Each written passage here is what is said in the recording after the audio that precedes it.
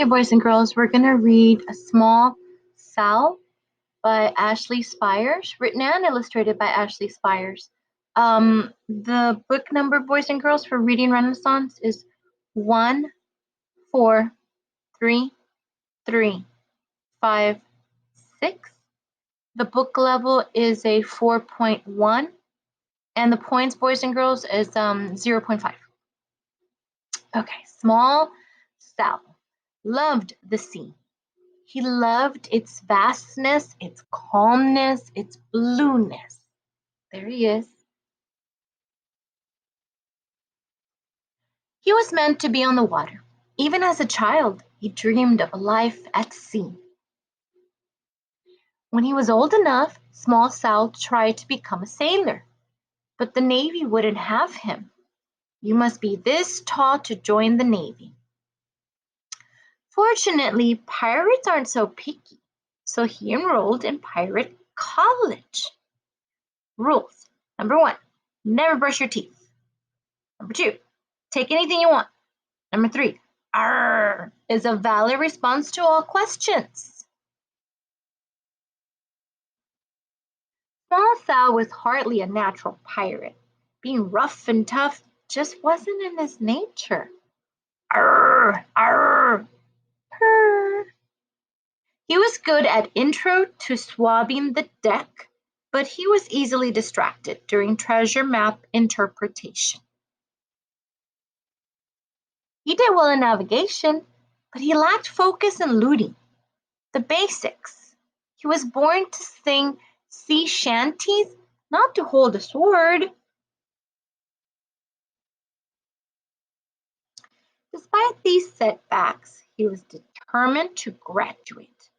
Finally, after months of hard work, Small Sal earned his pirate diploma. You are a pirate. Small Sal now had a chance to travel the open seas. He just needed to join a pirate crew.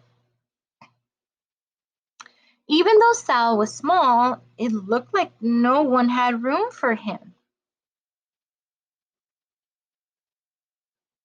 Until a voice hollered from the only remaining ship at port, "Ahoy there! Climb aboard!" At last, Small Sal would be a real pirate. The rusty squid. But it didn't take long for the other pirates to notice that something was different about Small Sal. Arr!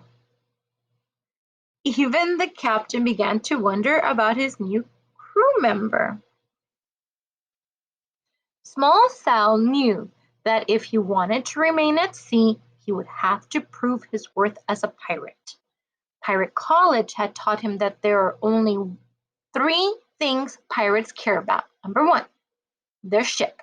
Number 2, being tough. Number 3, lots and lots of treasure. Small Sal needed to show that he cared about these things as well. He began with the ship. Small Sal decided to add some special touches to make the rusty squid a bit more homey. Sadly, his efforts failed to impress his crewmates.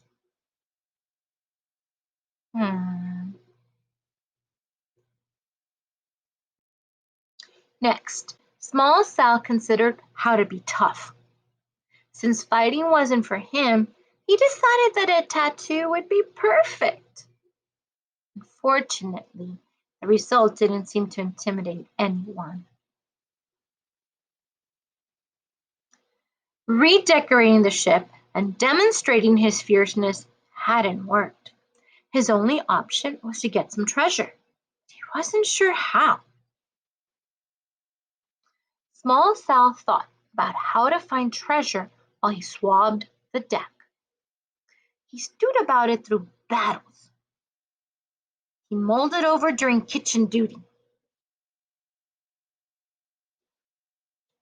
Small Sal was so engrossed in the thought of treasure that he didn't even notice and the captain pushed him overboard. The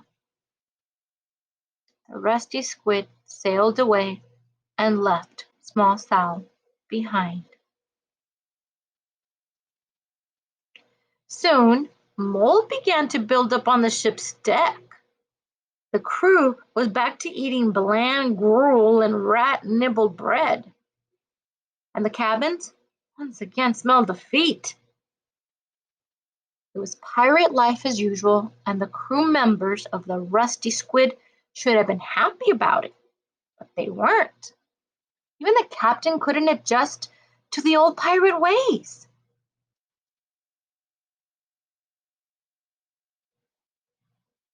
And that's when they realized Small Sal may not have been your average pirate, but he had tried his best. He had made their ship a home. Just like treasure, Small Sal was rare. The crew turned the rusty squid around and rushed back toward Small Sal, hoping that it wasn't too late.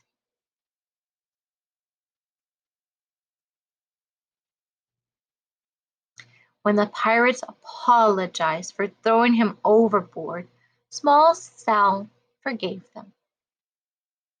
They were pirates after all. Throwing people overboard is just something they do.